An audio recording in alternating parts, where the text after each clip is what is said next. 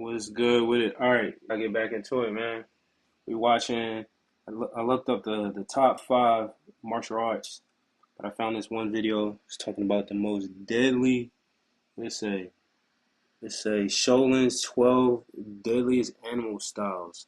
Which which beast are you? So let's check it out real quick. What if I told you that Shaolin warriors don't just fight, they become the animals they imitate? Imagine moving like a tiger, striking like a snake, or outsmarting your opponent like a dragon. These aren't just fighting techniques, they're transformations, turning martial artists into warriors inspired by the most powerful creatures in nature. Each of these 12 legendary animal styles has its own unique strength, whether it's raw power, lightning speed, or precise attacks. The question is, which one matches your fighting spirit? Let's dive into the ultimate battle of Shaolin's fiercest animals and find the dragon isn't just about power, it's about intelligence, adaptability, and controlling the battlefield. This style is based on fluid, twisting movements, making it nearly impossible for opponents to predict the next attack.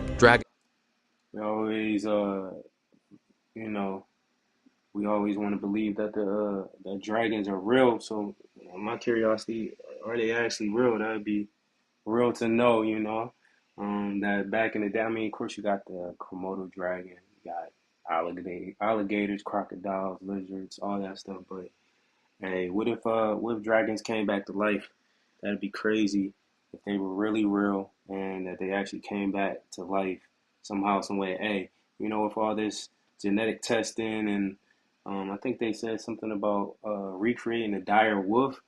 Question is would we actually want dragons to come back? Fighters don't just rush in, they move smoothly, always adapting, always one step ahead. Their attacks flow like water, switching between offense and defense in an instant. Instead of relying on brute force, the dragon overwhelms enemies with strategy and precision, striking at just the right moment. But the real secret of the dragon is chi, internal energy. Instead of using raw muscle, dragon fighters master their breath and body mechanics, using minimal effort to create maximum impact. This means they strike with unexpected power, overwhelming their opponents with effortless strength. They use spiraling motions, coiling their bodies like a dragon in flight, generating massive force in each attack. A true dragon warrior is unpredictable, adaptable, and always in control. Do you have what it takes to think and fight like a dragon? Tiger style. A tiger doesn't hesitate. It attacks with Shaolin, right? Are these like the animal styles that they actually teach? Or is this just something that a video that someone's talking about? I'd be curious to know. Anybody that has done any like Shaolin work or anything like that, hey, let me know what is it that is actually being taught.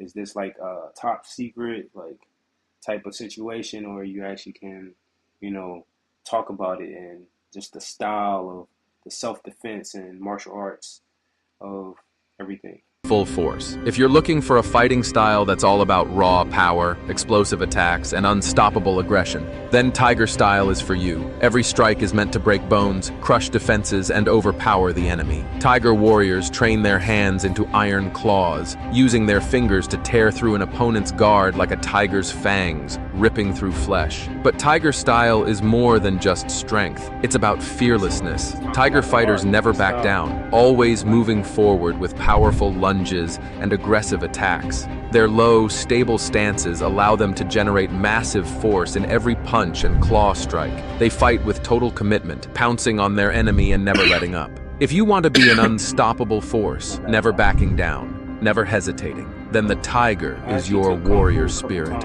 Are you bold enough to fight like a true predator? The snake doesn't waste energy. It waits, it observes, and then it strikes with deadly accuracy. The style is fast, precise, and unpredictable, focusing on hitting vital points with quick, sharp strikes that end the fight before it even starts. Snake fighters don't overpower their enemies. Instead, They use strategy and deception, waiting for the perfect moment to attack. But snake style isn't just about striking. It's about fluid movement and flexibility.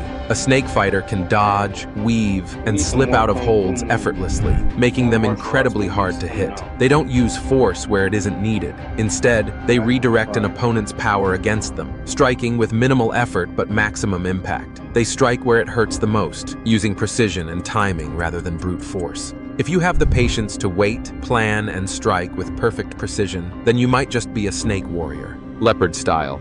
Forget brute force. Forget waiting. Leopard style is all about speed and efficiency. If you like fighting fast, striking first, and never giving your opponent a chance to react, this is the style for you. Leopard fighters don't waste time. They dart in, attack, and disappear before the enemy can counter. They rely on lightning-fast reflexes, landing multiple hits before their opponent can even understand what's happening. Leopard warriors never stop moving. They're constantly in motion, striking from unpredictable angles, overwhelming their opponents with rapid attacks. Their punches and kicks are short, sharp, and incredibly fast, mimicking the quick bite of a leopard catching its prey. Their speed makes them nearly impossible to hit, allowing them to control the pace of the fight. This style is for those who want to outpace, outmaneuver, and...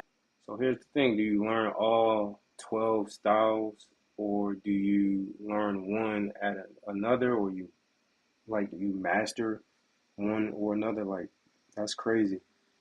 The leopard one so far, out of everybody, man, that joint was fire. outstrike their enemies. Are you fast enough to become the leopard? The crane doesn't fight with strength. It fights with precision, patience, and control. Unlike aggressive styles, crane warriors focus on timing, balance, and counterattacks. Every movement is graceful yet deadly, waiting for the opponent to make a mistake before delivering a perfectly placed strike. Instead of brute force, the crane uses leverage and positioning, deflecting attacks and leaving their enemies open to counterstrikes. But don't be fooled. Crane style is not weak. A single, well-placed crane strike can knock an opponent off balance, disable their movement, or end the fight instantly. Their footwork is flawless, making them impossible to knock down. If you believe in strategy over brute strength, patience over reckless attacks, then the crane is the perfect style for you. Are you disciplined enough to control the fight and strike with perfect precision? Monkey style. If fighting is a chess game, monkey warriors play by their own rules. This style is all about chaos, unpredictability, and creativity. Monkey fighters flip, roll, feint. So far, so we got dragon, we got tiger, snake, I think it was leopard, crane, and now we got monkey. And strike from crazy angles, keeping their opponents constantly guessing. They use humor and trickery to frustrate and confuse their enemies before landing unexpected attacks. But don't think monkey style is just for show. It's a deadly style when mastered. Monkey fighters use their entire body as a weapon, attacking from low stances, leaping through the air, and striking before an opponent can react. Their hands mimic the quick, grabbing motions of a monkey, pulling at limbs, sweeping legs, and delivering lightning-fast surprise attacks. If you love outsmarting your opponents, keeping them guessing, and fighting with creative unpredictability, then monkey style is your calling. Horse style. The horse is all about endurance, balance, and unwavering strength. This style is built around powerful stances and solid footwork, making it incredibly difficult to knock a horse fighter off their feet.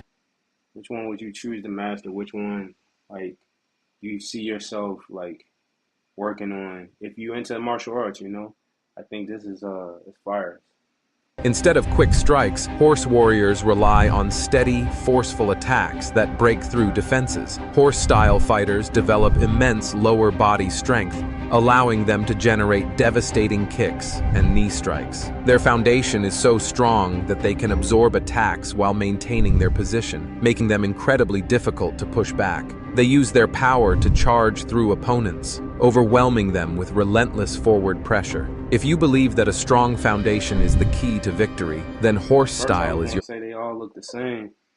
Hey, let's get into something else real quick. We'll get back to this one. But let's see who is the strongest. Let's see who's the strongest human. used to watch Strongman all the time. Let's see, it's my guy right here. I don't know him, but I hope to meet him. Strong as I don't know what. Um, and we got strongest. Okay, okay. Which one? Hold on. It's talking about the superhuman strength and power of. Okay, we talking about man.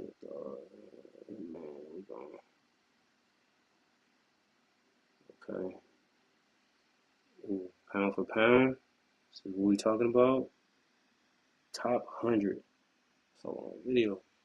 Let's see. All power levels. Well, let's check it out.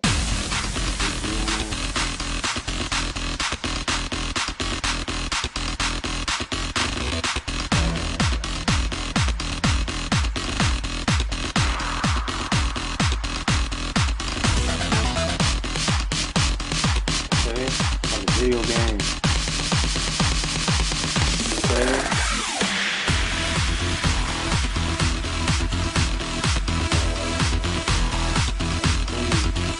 Got the power levels in there.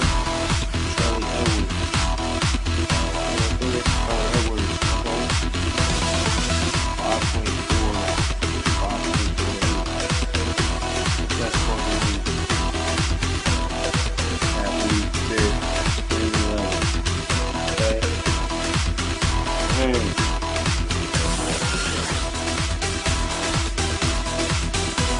It's like Street Fighter.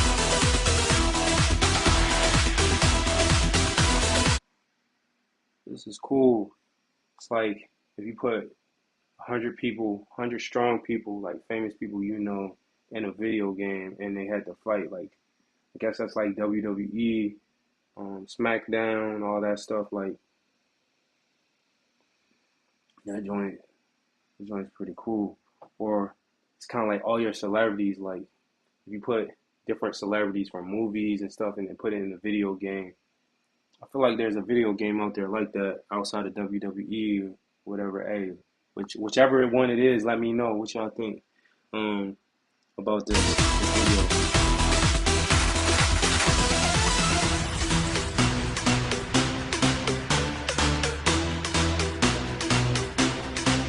Okay.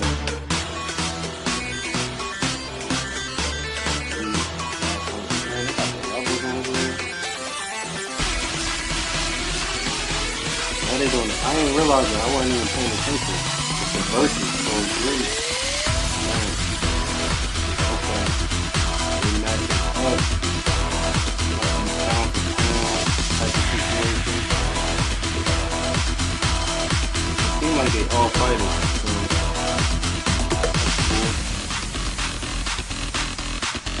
I thought it was gonna show me, because I looked up who's the strongest human. I thought it was just talking about strong people. It's just talking about fighters. That's fire. I'll have to check that out. My man carried a plane. These are the world's It's strongest crazy people. Their screen. strength is next level. When he's not popping metal chains with his pecs, he's popping water. That'd be cool just to like carry a plane, even if I did it with like 10 people. Cause yeah, I would want to try to do that, but man, Bottles with just his breath alone.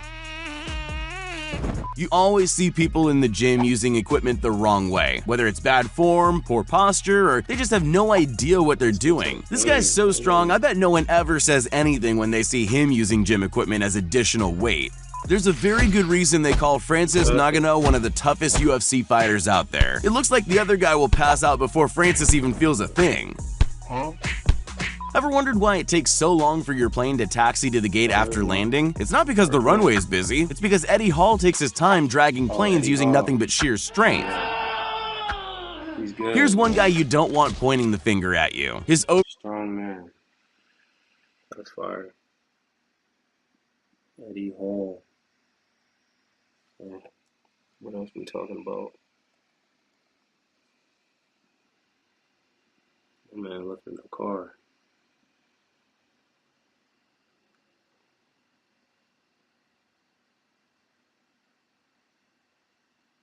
Which one we gonna go to? Which one? Go back up.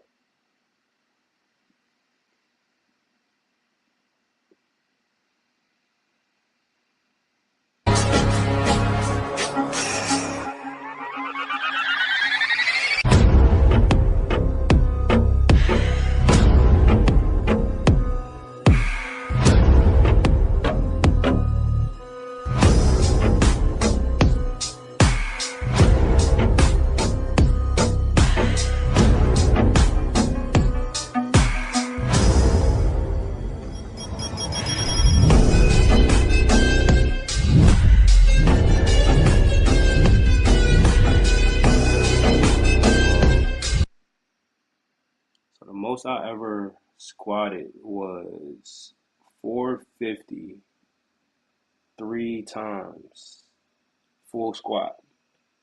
So that's the most I've ever squatted before. Right now, yeah, I'm still a work in progress. You know, getting up back up to that weight. Gotta really like get my back right, my body right, my core really strong. Uh, all the little like micro like muscles, the micro tendons, the tendons really strong to get back up there. But yeah, who, shoot, let's look up who's the strongest woman. I think I seen her though. I think I seen the new strongest woman on this one.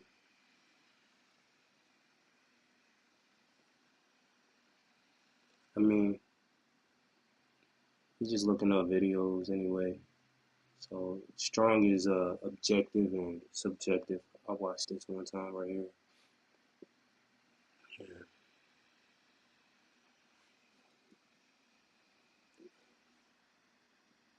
that's yeah. Tamara Wolcott, the world's strongest woman. I think she was if this is right. American She pro was to attempt the impossible and cement her place as one of the strongest women in the world. She is attempting the record for the combined weight of 3 lifts: the squat, bench press, and deadlift. The number to beat is 1,609.8 pounds. yeah. I'm First sweating up, the squat. because it's hot outside. With 600.7 pounds on the bar, this squat would represent a personal competition best for Tamara. Hey, I'm be right back.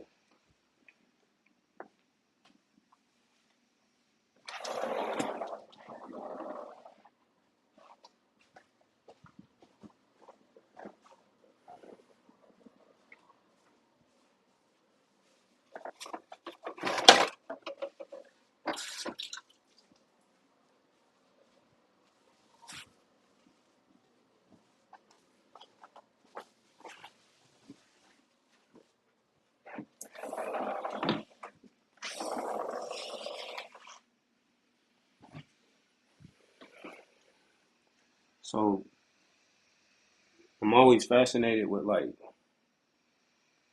athletics, like sports, human performance, strength, all that good stuff. Like it's one of those things where um I always want to like throw far. I always wanted to like run fast. I always wanted to be super strong. So I'm always fascinated with the people that are like super strong doing martial arts, running fast, jumping far. And you know, I've gotten to meet a lot of people. I've gotten to compete as well, do the best that I can. You know, I feel like being an athlete is like a lifetime situation. So I'm always like wanting to improve, and how I improve myself is like my mindset. You know, that mental psychology. So it's like all the little micro stuff. It's like you got to work on your diet. You got to work on your mind frame. You got to work on your body. You got to be consistent. All those types of things, to really tap into something that's like amazing and great. Like when you know that like right now I'm throwing the javelin and I'm like I know I can throw far. I know I can just you know do the thing, do the goal that I'm setting myself up to, that I'm setting my goal out. too. It's like the motivation to get there is like the goal and believing in myself. And then, you know, if there's no support, then I gotta support who I am and what I'm doing and what I believe that I can do. And so when I'm watching these videos, looking at real life people that have the mindset to like keep going and like doing their thing and like I want to be the strongest woman or I want to set a world record or I want to be the strongest man, you know, it's powerful, it's motivational, you know, that positive motivation. So, you know, I'm always into just that work ethic, the psychology, the mindset, and just how, you know, how to do the biomechanics of whatever the sport is. You know, I'm into all of it. So, hey, whatever you get out of this right now, I'm just saying, hey, if you got a goal, go for it. If you got something that you trying to do, athletic wise, school wise, hey, set the goal, make it happen, get motivated, keep going, keep doing your thing, and tap in. Hey, when you see this, when you watch this video, just know this message is in between all of this stuff, and it's just for motivation for you to keep going, keep doing your thing, believing in yourself, knowing I believe in you, and knowing that you can do it. And tap in on the message, you know, comment, let me know if this is something that you like, you know, let me know that you got something from this, you got something from this message. Just letting letting letting me know that what I'm saying to you resonate. So hey, like, subscribe, put some fire emojis up in there. When you see this, keep going. Whatever you got going on, keep doing it. You feel me? All right, let's do it. Tomorrow,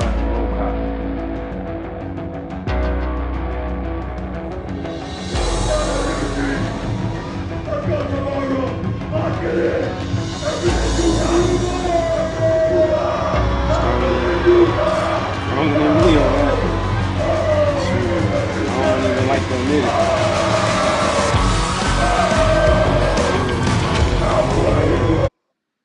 Hold on. Somebody calculate 450 three times and how much that would have been. That was back in my what they say, heydays. College. I got into powerlifting because at one point I weighed 415 pounds. When I looked in my kids' eyes, I wanted to make sure that I was there for them. I went back to fitness, walked into a gym. At that time, I did not know what powerlifting was. Saw people moving heavy weight, saw people screaming loudly, saw people just doing extraordinary things, and I was like, let me try this. I put like 225 pounds on the bar, did a quarter squat, wasn't the best squat in the world, but I just fell in love. I don't tell my kids, I show them that the impossible is possible. Next up, the bench press. At 380.3 pounds, this lift would bring her total to nearly 1,000 pounds. Now, I didn't get into benching as much because being an athlete, doing long jump, you gotta be light up top. So you don't want to be too heavy. So, you know, when I got out to the training center, the Olympic Training Center, Paralympic Training Center, that I was at, my coach, he said, you know, hey, you gotta lighten up on the chest. So I didn't really get into, you know, benching super heavy. You know, now that I'm throwing the javelin, I do some bench, but you still kind of want to keep this area right here flexible. So, you know, but 380, man, that's powerful.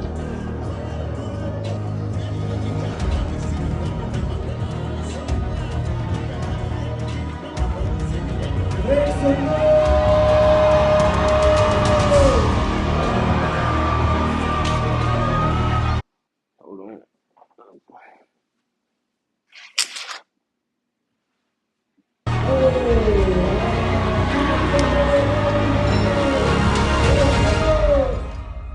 My grandmother took care of all of us, so many people, not just our household, but the community as well. Everything that I am today is a true representation of who she was. Every time I deadlift, my grandmother is with me. So what you guys see is an essence of who she is. Powerful, strong, relentless, driven, determined. There's also behind that kindness and love, because every time I deadlift, you see the crowd, right? Because I'm doing something that's seemingly impossible. But when I hold that weight and I pick it up, that's me proving that no matter how hard things are, you're always gonna find a way. And that's what my grandmother did. Hey, that was deep right there. I gotta pause, man. Hey, that type of stuff give me chills, cause that's that spirit right there, that human essence, right?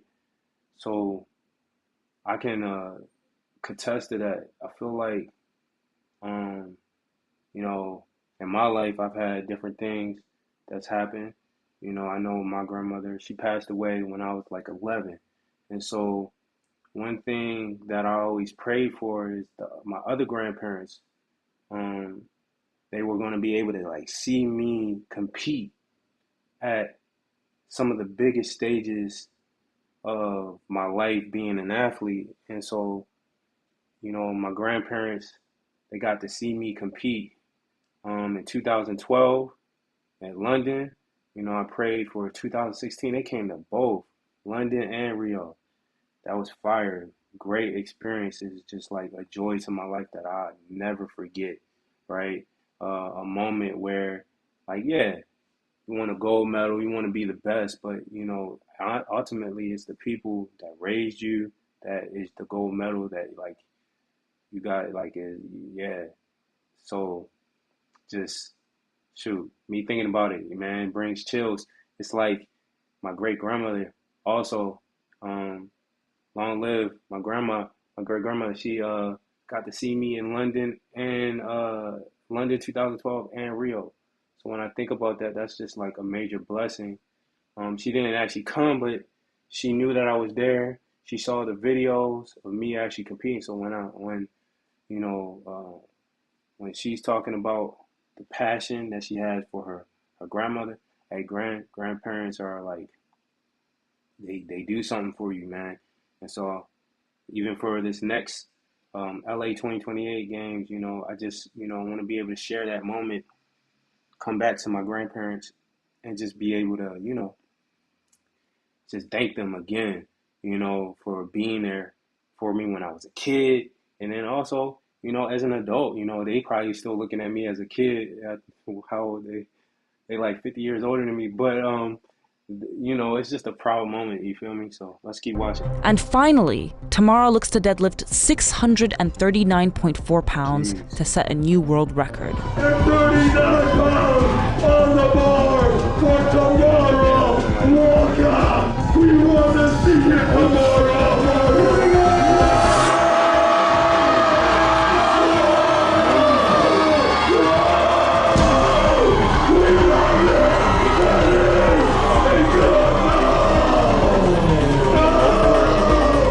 Tamara's first attempt is discounted. She now has one final attempt to break the record. But that's just me going hard. Everything goes. Everything goes. I'm going at 5.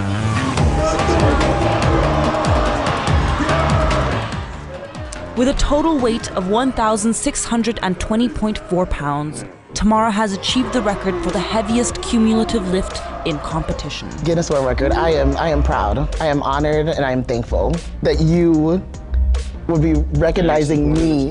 Hard work pays off. What I would say to little girls that want to give lifting a try, but you're insecure about it, don't be insecure. You can be strong. You're still beautiful.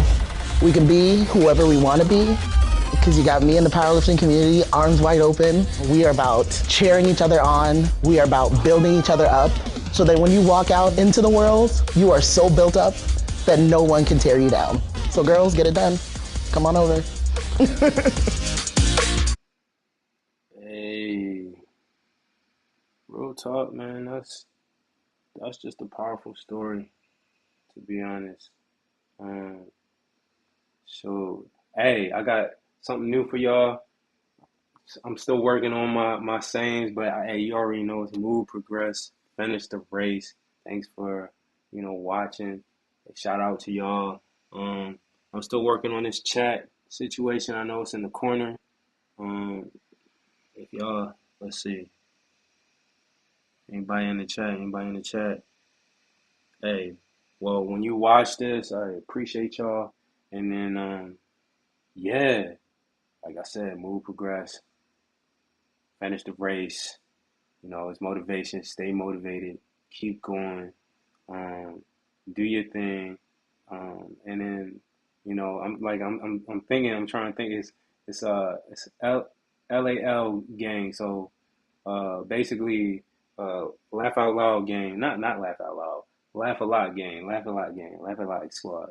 That's what we working on. But hey, keep doing your thing. Stay motivated. Hey, next time. All right, y'all.